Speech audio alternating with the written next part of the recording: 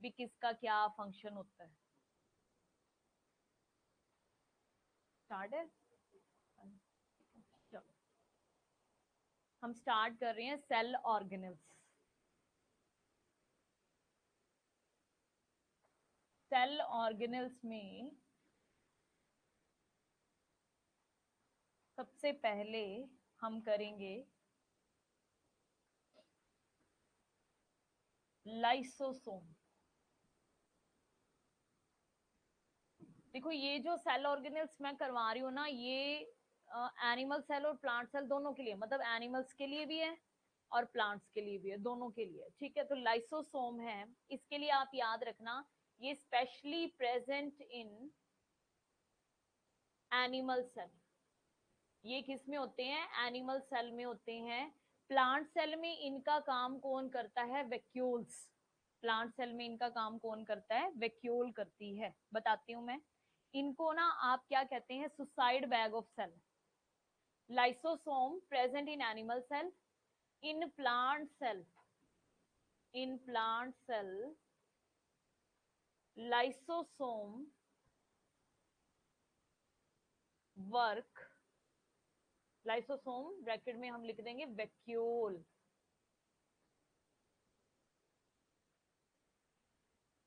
Present. ठीक है, यानी आप ये कहेंगे कि प्लांट सेल में हम लाइसोसोम नहीं कहते, प्लांट सेल में हम इस स्ट्रक्चर को क्या बोलते हैं? वैक्यूल बोलते हैं। क्या बोलेंगे? वैक्यूल। ठीक है, राउंडेड स्ट्रक्चर होती हैं, ऐसे ही आप ये कहोगे कि थैली के जैसी राउंडेड स्ट्रक्चर होती हैं ये, इस तरीके से ऐसे स्ट्रक्चर होंगे। ओके, कोई इनका मेन फीचर नहीं होता है, सिंगल मेम्ब्रेन होती है, इनके चारों ओर एक कवरिंग होगी। एक कवरिंग बना लो, कोई भी इनके चारों ओर आप एक कवरिंग बना लो और आप ये कहोगे कि ये क्या है? Single membrane bound cell organelle है। तो यहाँ पे हम लिखेंगे lysosome, lysosome and vacuole are single membrane bound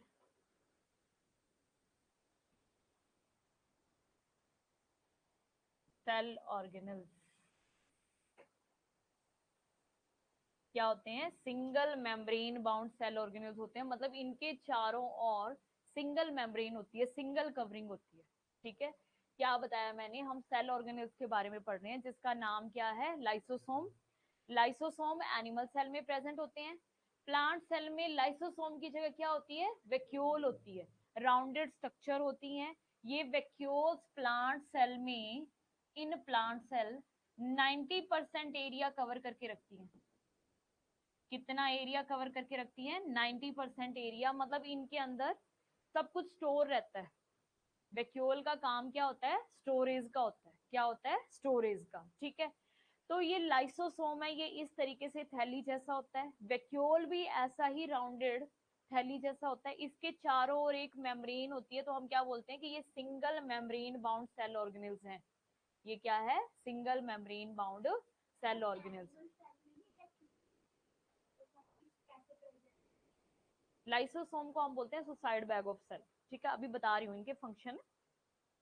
हमारे अंदर वैक्यूल्स नहीं होती हैं। अगर एनिमल्स की बात करें तो एनिमल्स में अमीबा पैरामीशियम में वैक्यूल्स होती हैं, जो लोअर ऑर्गेनिजम्स हैं, सिंगल सेल ऑर्गेनिज्म है। मींस कहते हैं कि vacuoles, vacuoles are absent in higher animals. Higher animals का मतलब क्या है? अगर हम अपनी बात करें, ठीक है, हम भी एनिमल्स की कैटेगरी में आते हैं। अगर हम अपनी बात करें तो हमारे अंदर वैक्यूल्स नहीं है, लेकिन अगर हम अमीबा पैरामीशियम की बात करें, अमीबा और पैरामीशियम, अमीबा और पैरामीशियम क्या है? यूनिसेलुलर एनिमल्स हैं, यूनिसेलुलर हैं, लेकिन ये एनिमल्स की कैटेगरी में आते हैं। इनमें वैक्यूल्स प्रेजेंट होती हैं। क्या बेटू?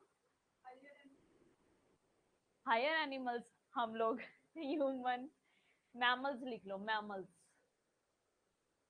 मैमल्स लिख लो, रेप्टाइल्स, रेप्टाइल्स में कौन आते हैं, स्नेक्स वगैरह, है ना। एम्फीबियंस, एम्फीबियंस में कौन आएगा, फ्रॉग वगैरह। इनके अंदर वैक्यूल नहीं होती है, ठीक है, इनमें वैक्यूल नहीं होगी। लेकिन अमीबा और पैरामीशियम जो यूनिसेलुलर है उनके अंदर वैक्यूल्स आर प्रेजेंट। अब वैक्यूल का काम क्या होता है, अमीबा और पैरामीशियम के अंदर वैक्यूल है, वो क्या करती है, excretion and ओस्मोरेगुलेशन।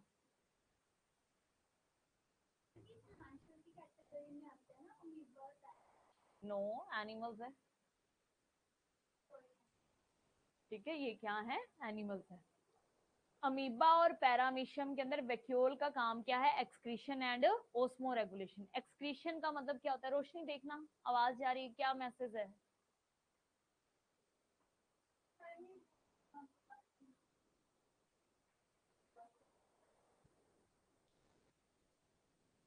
Manisha, class timing 9:15 to 9:20 मान के चलिए, ठीक है, मतलब स्टार्ट होते होते 9:15 9:20 हो जाते हैं, ओके।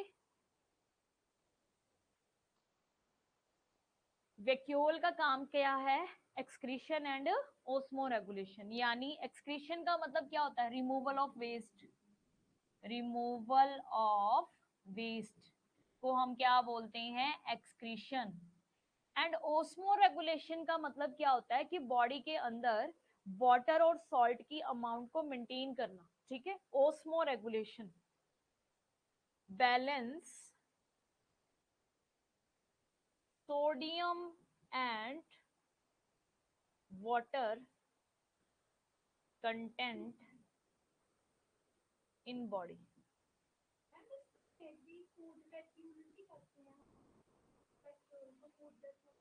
वो प्लांट्स में बोलेंगे, ठीक है, प्लांट्स में फूड स्टोरेज करती है। अभी प्लांट्स का मैं बताती हूँ, एक बार एनिमल्स का सुन लो, ओके। जैसे अमीबा के अंदर दो दो वैक्यूल्स होती हैं, एक वैक्यूल फूड स्टोर करती है, एक वैक्यूल वेस्ट और ऑस्मो रेगुलेशन में हेल्प करती है।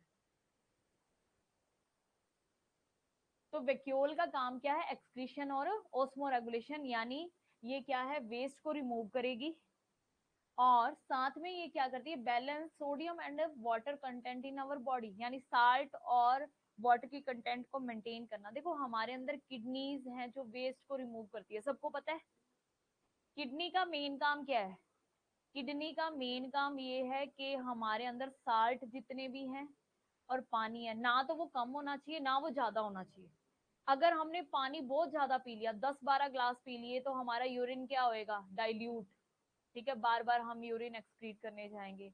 और अगर हमने पानी कम पिया है तो हमारा यूरिन कैसा होगा, कंसंट्रेटेड। यानी ना तो पानी ज्यादा होना चाहिए ना पानी कम होना चाहिए, ना ही सोडियम आयंस ज्यादा होने चाहिए ना ही कम होने चाहिए। इन दोनों को रेगुलेट कौन करता है, हमारे अंदर किडनी, हमारे अंदर किडनी।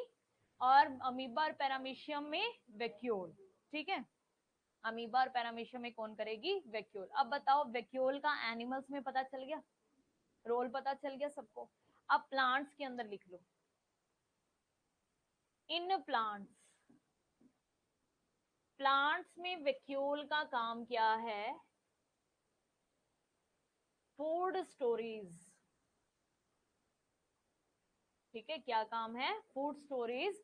और हम क्या कहेंगे कि इसके अंदर आप लोगों के, जैसे मान लो अगर क्वेश्चन को कॉम्प्लिकेटेड बनाना है तो लिख देंगे स्टोर सैप। क्या लिख देंगे, स्टोर सैप। सैप क्या होता है, सैप क्या होता है, वाटर प्लस मिनरल्स। सैप का मतलब क्या होता है, वाटर प्लस मिनरल्स। यानी प्लांट सेल के अंदर वैक्यूल में क्या स्टोर रहता है, सैप स्टोर रहता है। सैप के लिए हम टर्म क्या यूज कर सकते हैं, पानी और मिनरल्स मिलके सैप बनाते हैं। क्या बनाते हैं, सैप बनाते हैं, ओके। अगर किसी को भी यूं लगे, देखो अगर आपको ये लगता है कि भी हाँ हमें समझ नहीं आया, हमें हार्ड लग रहा है, तो प्लीज आप बता देना, मैं आपको दोबारा एक्सप्लेन कर दूंगी, ओके। डन ना, इतना नोट कर लिया सबने। अब देखिए, ये तो हो गया वैक्यूल का काम। एक चीज और लिख लो, वैक्यूल की मेम्ब्रेन को क्या कहते हैं, ठीक है, vacuole vacuole membrane is called tonoplast. क्या बोलेंगे? टोनोप्लास्ट। इसको बॉक्स में बंद करके स्टार लगा लो, मुझे लगता है अब की बार ये क्वेश्चन आना चाहिए। वैक्यूल की मेम्ब्रेन को क्या बोलते हैं? टोनोप्लास्ट। तो ये वैक्यूल है, इसकी मान लो यहाँ पे हम क्या कहें, एक मेम्ब्रेन है, इस मेम्ब्रेन को क्या बोलेंगे? टोनोप्लास्ट। क्या बोलते हैं? टोनोप्लास्ट। ओके। लाइसोसोम को क्या बोलते हैं? लाइसोसोम हमारे अंदर होता है। लाइसोसोम को क्या बोलते हैं? Suicide bag of cell. क्या बोलते हैं? Suicide bag of cell. क्यों कहते हैं इसको सुसाइड बैग ऑफ सेल? सुनिए, सुसाइड बैग ऑफ सेल कहने का रीजन क्या है? इसके अंदर ना एसिड भरा रहता है। इसके अंदर क्या भरा रहता है? एसिड। यानी ये इस तरीके से राउंडेड स्ट्रक्चर है, इसके अंदर जो लिक्विड है वो एसिडिक होता है, और इसमें आप क्या कहोगे, पीएच कितनी होती है? 6 के आसपास होती है। ठीक है, यानी एसिडिक है। और इसमें जो एंजाइम भरे होते हैं, उन एंजाइम को क्या बोलते हैं? Hydrolysis enzyme. क्या बोलेंगे? Hydrolysis enzyme. कैसे? हेल्थ ठीक नहीं? एंजाइम्स को क्या बोलेंगे? Hydrolysis enzyme. हाइड्रोलिसिस का मतलब क्या होता है? जितने भी इसके एंजाइम्स है ना, वो पानी के प्रेजेंस में काम करेंगे। हाइड्रो का मतलब क्या होता है? Hydrolysis enzymes. हाइड्रो का मतलब होता है वाटर, लेजिस का मतलब in the presence of water. ठीक है, प्रेजेंस, यानी पानी की प्रेजेंस में काम करते हैं इसके अंदर जितने भी एंजाइम प्रेजेंट है। ओके, तो वो क्या करेंगे? हाइड्रोलिसिस एंजाइम क्या करते हैं? Carbohydrate, protein, fat, nucleic acid, जो भी अपने फूड में है सबको ब्रेक करते हैं। हाइड्रोलिसिस एंजाइम का फंक्शन क्या है? डाइजेस्ट या ब्रेक, कुछ भी आप कह सकते हो, डाइजेस्ट या ब्रेक कार्बोहाइड्रेट्स, प्रोटीन्स, फैट्स। हाँ, हाइड्रोलिसिस एंजाइम में बहुत सारे एंजाइम्स होते हैं जो कार्बोहाइड्रेट, प्रोटीन, फैट्स को तोड़ते हैं, उनको डाइजेस्ट करते हैं। तो एक तो इसका काम क्या है कि इसके अंदर, सेल के अंदर जो भी कार्बोहाइड्रेट आ गई, प्रोटीन आ गई, फैट आ गई, उसको तोड़ेगा। ठीक है, लेकिन इसमें क्या है? एसिड भरा हुआ है। इसको सुसाइड बैग ऑफ सेल क्यों कहेंगे? मान लो हम नॉर्मल हैं तो भाई कुछ नहीं होना। मान लो मैं जैसे इस बॉक्स से ऐसे टकरा गई, ठीक है, तो मेरी सेल है उस पर चोट लगेगी। और अगर बाई चांस ये लाइसोसोम है, इस पे भी चोट लगी और ये फट गया, ठीक है, ये फट गया, तो सारी सेल के अंदर एसिड फैल जाता है। और हमें पता है एसिड अगर किसी चीज पे गिर गया तो क्या होगा? जल जाएगी, बर्न हो जाएगी। तो उसके अंदर जितने भी सेल ऑर्गेनेल्स हैं वो सारे के सारे जल जाएंगे और खत्म हो जाएंगे। तो वो अपनी ही सेल को मार देता है। इसीलिए हम क्या बोलते हैं इसको? Suicide bag of cell. भी कभी भी कब फटेगा? ऐसे नहीं फटता कि हम कहीं यूं ही नॉर्मली फट जाएगा। नो, नॉर्मली ये नहीं फटता है। लाइसोसोम कब ब्रस्ट होगा? लाइसोसोम कब ब्रस्ट होता है? व्हेन कोई सेल है उसमें इंजरी हो गई, ठीक है, कोई टिश्यू डैमेज हो गया, कुछ भी हो गया, मतलब चोट लगनी चाहिए। ठीक है, अगर चोट लग रही है, अगर हमें कोई इंजरी हो रही है, कोई डैमेज हो रहा है, उसी टाइम लाइसोसोम क्या है? ब्रस्ट होगा। अब लाइसोसोम ब्रस्ट होगा, ब्रस्ट होते ही सारा एसिड सेल में फैल जाएगा और वो अपनी सेल को क्या कर देगा? खत्म कर देगा। इसीलिए हम इसे क्या बोलते हैं? Suicide bag of cell. अब ये अपनी ही सेल को मार देता है ना। बाई चांस अगर आप लोगों से क्वेश्चन पूछे तो लाइसोसोम का काम क्या है? ऑटोलाइसिस। इसे क्या बोलते हैं? ऑटोलाइसिस। ऑटो का मतलब क्या होता है? सेल्फ, खुद को ही। लाइसिस का मतलब क्या होता है? किल, खुद को ही मार देना। ठीक है, ये किसका काम है, किसका काम है, लाइसोसोम का। डन, लाइसोसोम आप लोगों का कंप्लीट हो गया।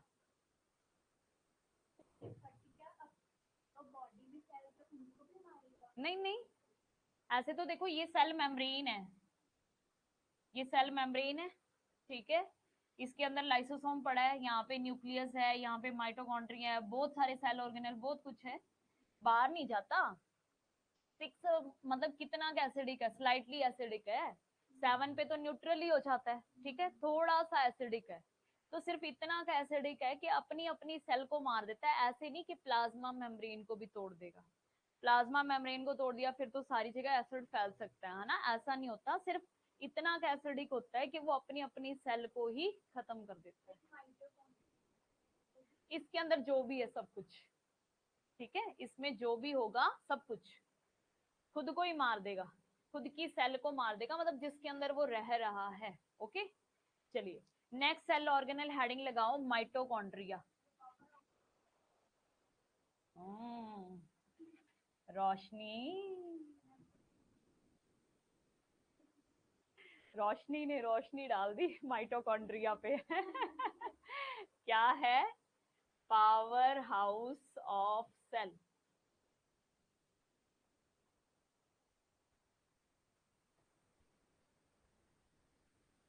पावर हाउस ऑफ सेल किसे बोलेंगे, माइटोकॉन्ड्रिया को। ये क्या करता है, हमारी बॉडी के लिए सेल बनाता है, ठीक है, ओ एनर्जी बनाता है, एनर्जी किस फॉर्म में बनाता है, एटीपी। एटीपी की फुल फॉर्म लिखो, एडिनोसिन ट्राइफॉस्फेट। एटीपी की फुल फॉर्म क्या है, एडिनोसिन ट्राइफॉस्फेट, ठीक है। अब देखो हमारे दिमाग में ये चीज आती है कि ये एनर्जी की कौन सी फॉर्म हुई भला, एनर्जी तो हीट होती है, ठीक है, तो ये क्या है, तो देखो क्या होता है, माइटोकॉन्ड्रिया के अंदर क्या होगा, ग्लूकोज का ब्रेकडाउन होता है, क्योंकि माइटोकॉन्ड, अब हम ये सोचेंगे माइटोकॉन्ड्रिया में क्यों हो रहा है, क्योंकि माइटोकॉन्ड्रिया के अंदर ऐसे एंजाइम्स हैं जो ग्लूकोज को तोड़ने में हेल्प करते हैं। हमने खाना खाया, ग्लूकोज हमारी कहाँ है, स्मॉल इंटेस्टाइन से ब्लड में जाएगा, ठीक है, फूड लिया हमने, पहले कहाँ पे जाएगा फूड, स्टमक में जाएगा, स्टमक से कहाँ पे जाएगा, स्मॉल इंटेस्टाइन में जाएगा, स्मॉल इंटेस्टाइन के अंदर क्या होगा, कंप्लीट डाइजेशन हो जाता है। ये क्वेश्चन आता है आप लोगों का कि कंप्लीट डाइजेशन कहाँ पे होता है फूड का, कंप्लीट डाइजेशन कहाँ पे हो जाता है, स्मॉल इंटेस्टाइन के अंदर हो जाता है। और स्मॉल इंटेस्टाइन के अंदर ना फिंगर लाइक आउटग्रोथ होती हैं, जिनको बोलते हैं विलाई या विली, कुछ भी कह देते हैं, ठीक है। फूड सबसे पहले कहाँ पे जाएगा, स्टमक में, स्टमक से कहाँ पे जाएगा, स्मॉल इंटेस्टाइन में, स्मॉल इंटेस्टाइन से कहाँ, स्मॉल इंटेस्टाइन में कंप्लीट डाइजेशन हो गया।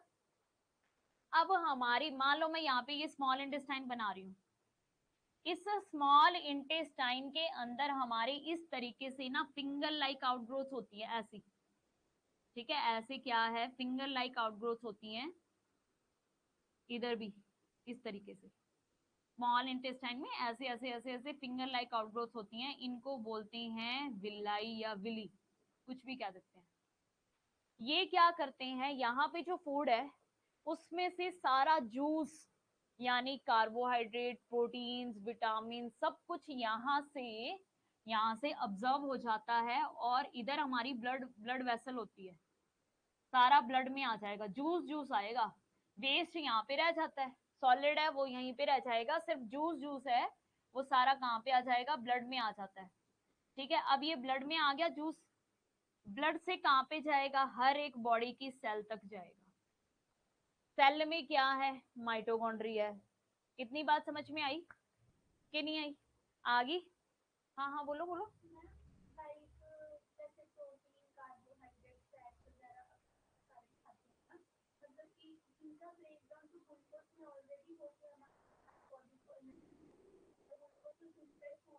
हम्म।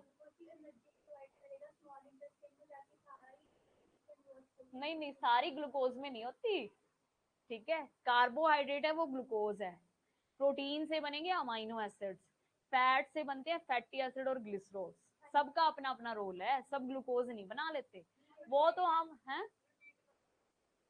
रिपीट कर दूं? सब ग्लूकोज नहीं बनाते। ग्लूकोज देखो हम नॉर्मल फॉर्म में ग्लूकोज से हमें, जैसे आप यूं कहते हैं मार्केट में डब्बे के अंदर ग्लूकोज मिलता है, ठीक है, वो क्या है C6H12O6 है, पानी में घोला, फटाफट एनर्जी, क्योंकि वो फटाफट ब्लड के अंदर जाएगा और जाके हमें क्या दे देता है, एनर्जी दे देता है, ठीक है। लेकिन ये सब अलग अलग है, इनका सबका अपना अपना रोल है, वरना तो फिर हम चपाती खा लें, सारी चीजें खाने की जरूरत क्या है, दाल सब्जियां दूध सारी अलग अलग चीजें खाने की जरूरत नहीं है, सबको अपन कार्बोहाइड्रेट नहीं बोलते, सबको ग्लूकोज नहीं बोलते, ठीक है। सबके अंदर शुगर जरूर होती है, जैसे आप यूं कहेंगे मिल्क के अंदर, मिल्क की जो मिठास है वो किसकी वजह से होती है, सुक्रोज नहीं लैक्टोज, सॉरी, लैक्टोज शुगर की वजह से होती है। कौन सी शुगर की वजह से होती है, लैक्टोज। यानी आप ये कहते हैं शुगर है लेकिन सब उतनी एनर्जी नहीं देते, कार्बोहाइड्रेट अलग चीज होती है, अलग अलग टाइप के कार्बोहाइड्रेट्स होते हैं, बहुत सारे टाइप के, मोनोसेकेराइड डाई ट्राई है ना, अलग अलग होते हैं। तो शुगर होती है लेकिन चपाती में सबसे ज्यादा होती है, तो सारे ग्लूकोज नहीं है। ओके, तो ये सब क्या है, कहाँ पे जाएंगे, ब्लड में, ब्लड से कहाँ पे जाएंगे, सेल में। हाँ जी, अच्छा, सेल में जाएंगे, सेल से कहाँ पे जाएंगे, माइटोकॉन्ड्रिया में, कहाँ पे जाएंगे, माइटोकॉन्ड्रिया। अब सेल से जाएंगे माइटोकॉन्ड्रिया में, इस तरीके से माइटोकॉन्ड्रिया होता है, ऐसे माइटोकॉन्ड्रिया के अंदर ऐसे ऐसे ऐसे ऐसे स्ट्रक्चर होती है, ठीक है। अब इनके ऊपर एक पार्टिकल लगा होता है, जिन्हें बोलते हैं हम ऑक्सीसोम, क्या बोलते हैं, ऑक्सीसोम। और यहाँ पे रेस्पिरेटरी एंजाइम्स लगे होते हैं, यानी जो ग्लूकोज को ब्रेक करेंगे, इसीलिए माइटोकॉन्ड्रिया में आया है। ग्लूकोज के ब्रेकडाउन के हमारे पास क्या है, एंजाइम्स है, वो कहाँ पे है, माइटोकॉन्ड्रिया के अंदर है, इसलिए ग्लूकोज कहाँ पे जाएगा, माइटोकॉन्ड्रिया में जाएगा। किसकी फॉर्म में जाता है, पाइरूवेट। सुनिए, इसको थोड़ा सा लिखो, ग्लूकोज है वो सबसे पहले जाएगा सेल के पास, सेल के कहाँ पे जाएगा, साइटोप्लाज्म में। साइटोप्लाज्म क्या होता है, सेल में जो लिक्विड भरा है उसे अपन क्या बोलते हैं, साइटोप्लाज्म। वहां पे ग्लूकोज टूट जाएगा और किसमें कन्वर्ट हो जाएगा, पाइरूवेट, या फिर इसको क्या बोलते हैं, पाइरुविक एसिड,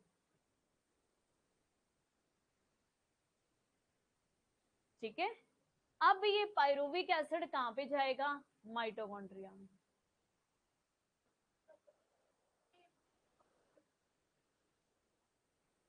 ग्लूकोज है सबसे पहले सेल के पास गया, जैसे मान लो ये सेल है, ये सेल है, इसमें ये मैंने न्यूक्लियस बना दिया, यहाँ पे पड़ा है मेरा माइटोकॉन्ड्रिया, यहाँ पे मेरा क्या पड़ा है, माइटोकॉन्ड्रिया।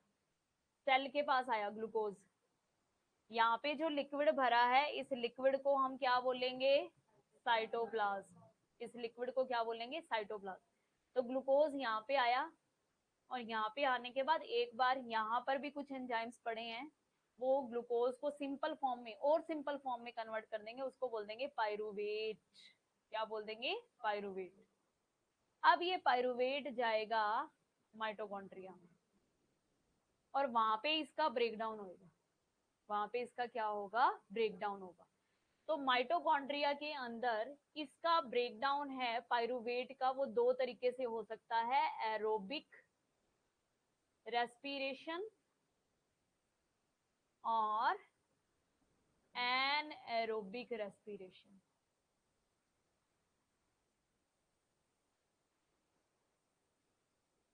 एरोबिक रेस्पिरेशन क्या होता है, in the presence of oxygen,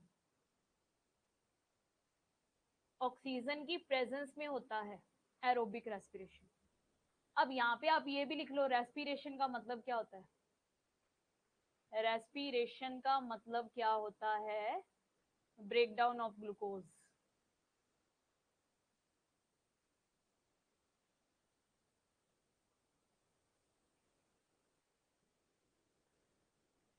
respiration का मतलब क्या होता है? Breakdown of glucose.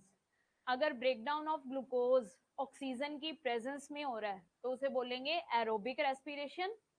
और अगर breakdown of glucose in the absence of oxygen हो रहा है, एब्सेंस ऑफ ऑक्सीजन हो रहा है, तो उसे बोलेंगे एनएरोबिक रेस्पिरेशन।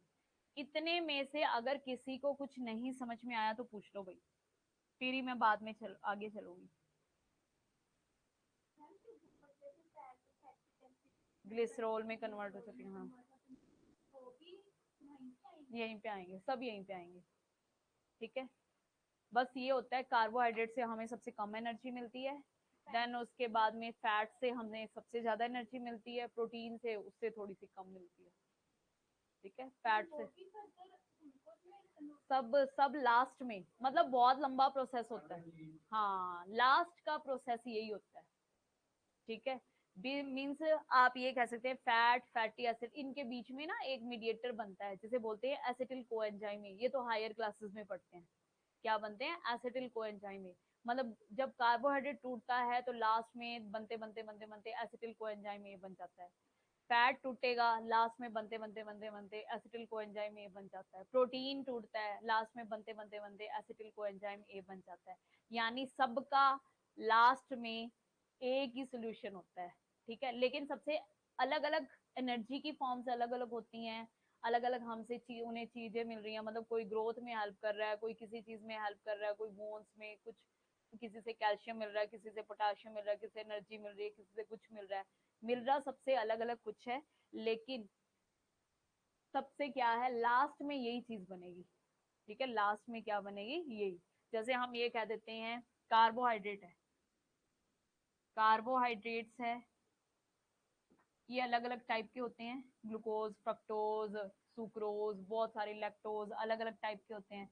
इनसे तो अपन क्या बनेंगे? सिंपल ग्लूकोज बन जाता है। प्रोटीन किसमें टूट जाते हैं? पेप्टोन्स, पेप्टाइड्स, ये आगे हमारी ना ग्रोथ में हेल्प करते हैं, प्रोटीन्स बनाते हैं, सिंपल प्रोटीन्स। फैट्स किसमें कन्वर्ट हो जाते हैं? Fatty acids, ग्लिसरोल्स।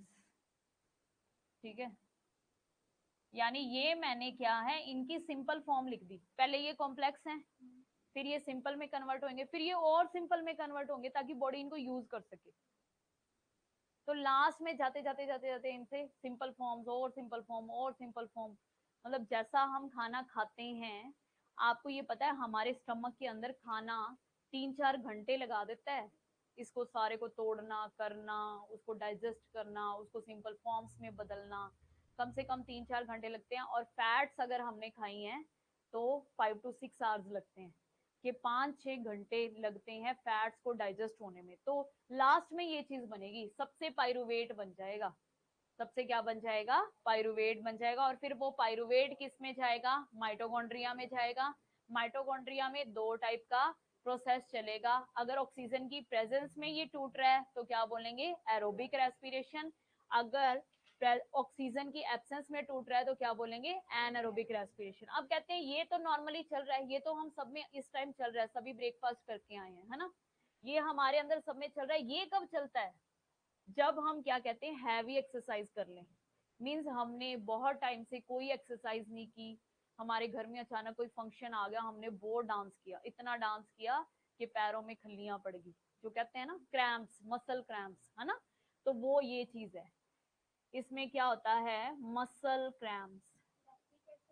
हाँ, और क्या बन जाता है? Lactic acid. ये क्वेश्चन आया हुआ है आप लोगों के एग्जाम में कि मसल्स के अंदर क्या बनता है? लैक्टिक एसिड बन जाता है, जिसकी वजह से पेन होता है। फिर आप कौन सा कोई मेडिसिन वगैरह लेते हैं, अपने आप 2-3 दिन के अंदर ये लैक्टिक एसिड है, ये डिजोल्व हो जाता है और हम नॉर्मल हो जाते हैं। ठीक है ना। हाँ, वो तो हम नॉर्मली, मतलब जिसकी मतलब वो कर लेता है। हाँ, देसी नुस्खा।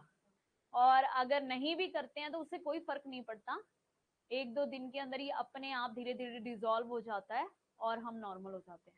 ओके, अब एनारोबिक रेस्पिरेशन में हमें क्या बनेगा, लैक्टिक एसिड प्लस एनर्जी तो मिलेगी ही मिलेगी, एनर्जी तो रिलीज होगी ही होगी, ठीक है। और इधर क्या एंड प्रोडक्ट्स बनेंगे, कार्बन डाइऑक्साइड, वाटर, एनर्जी। तो एनर्जी तो दोनों से मिलेगी मिलेगी।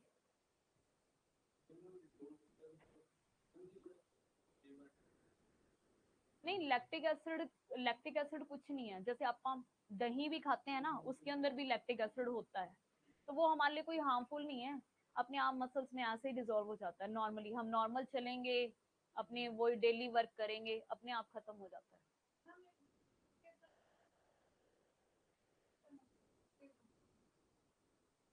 एसिड कौन सा बनेगा, भूख लगेगी तो। स्टमक में वैसे ही अपने एसिड होता है, HCl होता है। कौन सा होता है, HCl। वो तो मसल्स, अपनी जो स्टमक की मसल्स होती है ना, उनके अंदर क्रैमिंग होना शुरू हो जाता है, वो ऐसे ऐसे, वो चीज अलग है। एसिड की वजह से भूख नहीं लगती।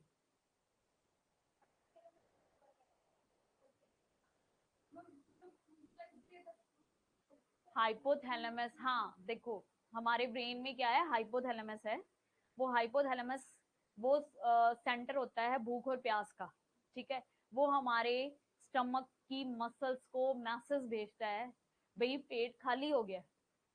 तो अंदर स्टमक के क्या होती हैं, एक लाइनिंग होती है जिसे बोलते हैं म्यूकोसा, ठीक है। उसके अंदर है ना, इस तरीके से कॉन्ट्रैक्शन रिलैक्सेशन होने शुरू हो जाते हैं, भाई वहां पे डाइजेस्ट करने के लिए कुछ भी नहीं है, वो बिल्कुल खाली है। तब हमें यूं लगता है भी हाँ, पेट के अंदर चूहे कूद रहे हैं और फिर हम फूड ले लेते हैं, है ना। तो वो एक्टिविटी होती है, मसल्स की होती है, और कुछ नहीं होता है उस टाइम के अंदर। ओके, तो यहाँ पे एरोबिक रेस्पिरेशन का एंड प्रोडक्ट क्या है, एनर्जी। यहाँ पे भी क्या है, एनर्जी। अब देखो, अगर एनर्जी हमारे अंदर हीट की फॉर्म में रहेगी, ये एनर्जी किस फॉर्म में होगी, हीट की फॉर्म में। क्योंकि आपको पता है कि मान लो अपने को सर्दियों में भी ठंड लगती है, तो आप क्या कहते हैं, कुछ खा लो, गर्म खा लो, है ना। यानी कि हमें हीट मिलने के लिए हम फूड लेते हैं। लेकिन अगर ये एनर्जी की फॉर्म में रहेगी ना, तो ये तो 5 मिनट के अंदर बॉडी से खत्म हो जाएगी, ठीक है। क्योंकि हीट है, हीट क्या है, बॉडी से निकलती भी रहती है, लॉस भी होता रहता है, रेस्पिरेशन में बहुत सारी एनर्जी लग जाती है। तो कहते हैं एनर्जी की फॉर्म के अंदर अगर हीट की फॉर्म में एनर्जी रहेगी, तो वो तो खत्म हो जाएगी। तो इसका मतलब सारा दिन खाने के अलावा और कोई काम ही नहीं रहेगा। तो ये एनर्जी को माइटोकॉन्ड्रिया किस में कन्वर्ट कर देता है, एटीपी में कन्वर्ट हो जाता है। ये धीरे धीरे खर्च होती है, ये लगातार फटाफट खर्च नहीं होगी, ये धीरे धीरे खर्च होगी।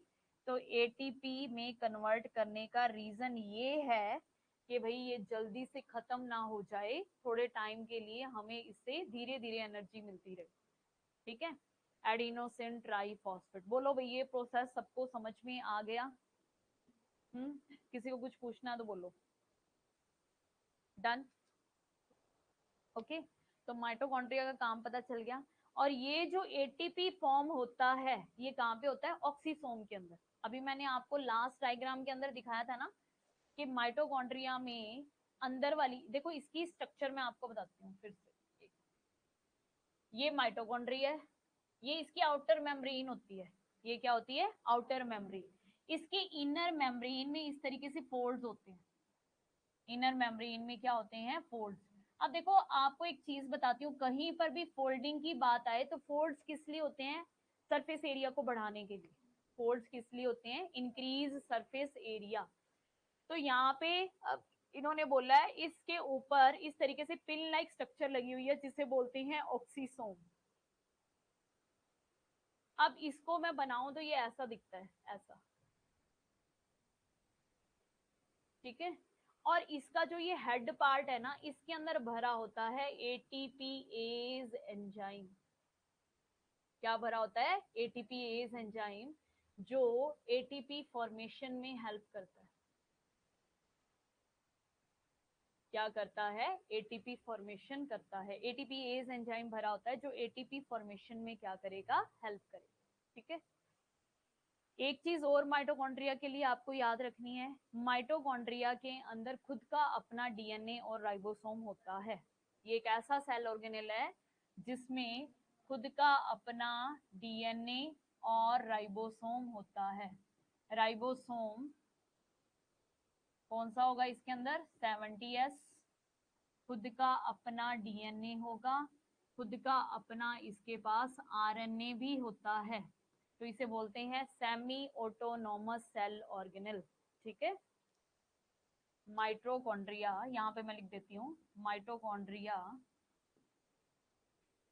Have it's on DNA, RNA and ribosome.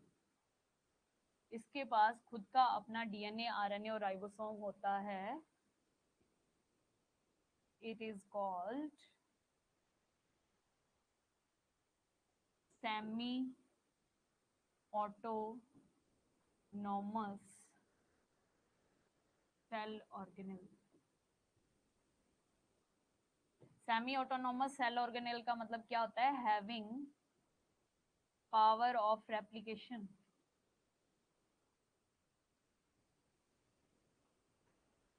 Means replication का मतलब क्या? ये अपनी कॉपी बना सकता है। आप अपनी लैंग्वेज में पंजाबी या हिंदी या जो भी आपको आती है उसके अंदर आप यहाँ पे लिख लो नीचे कि ये अपनी कॉपी खुद बना सकता है, यानी ये डिवाइड होके 1 से 2 माइटोकॉन्ड्रिया बना सकता है। लिख लो, पंजाबी वगैरह में लिख लो ना, ताकि बाद में पढ़ो तो आपको याद रहे कि माइटोकॉन्ड्रिया के अंदर क्या पावर है कि ये अपनी कॉपी खुद बना सकता है।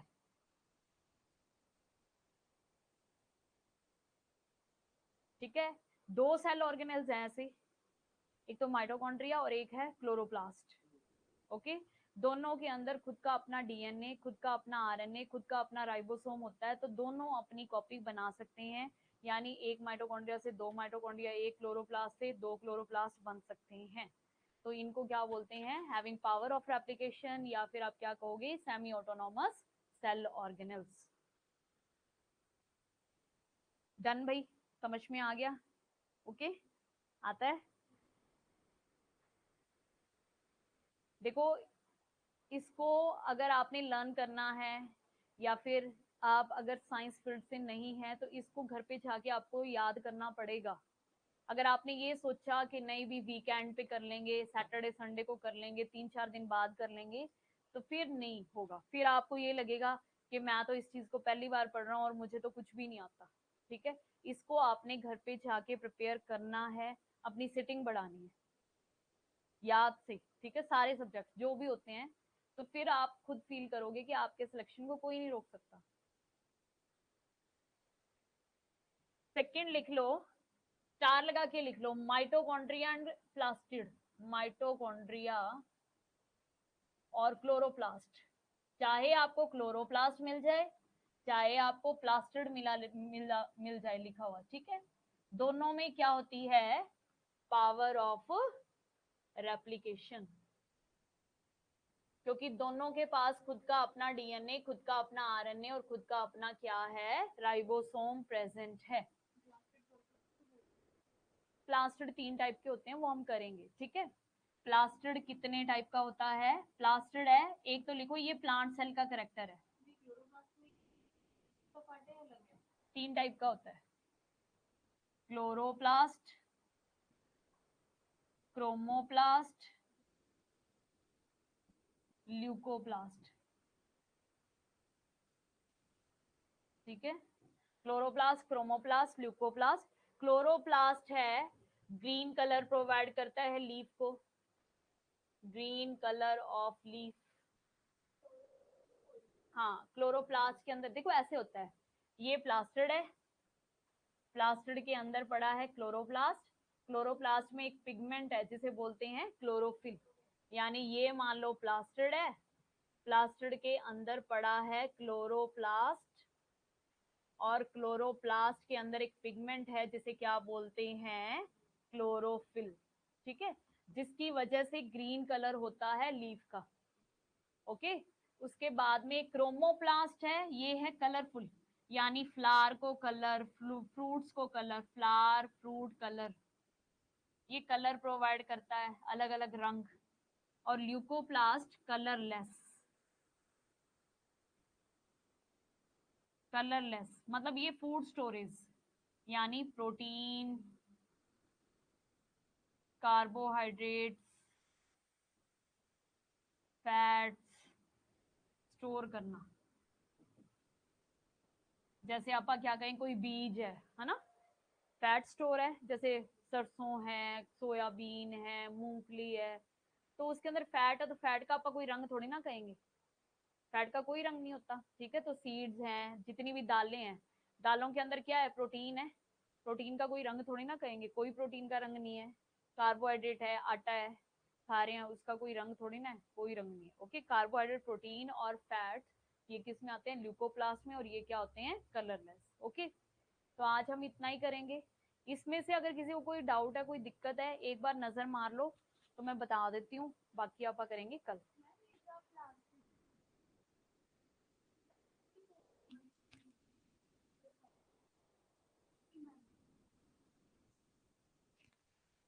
ये प्लांट सेल है, यहाँ पे न्यूक्लियस है, यहाँ पे प्लास्टिड पड़ा है, यहाँ पे माइटोकॉन्ड्रिया पड़ा है। अब ठीक है, यानी ये क्या है, सेल ऑर्गेनेल है। क्लास नहीं रहा, मैंने कुछ ट्राई नहीं, क्लास के बारे में नाम ही आज लिया। वो तो मैं कल ही तो लगाई थी, कल आप आए तो थे, कल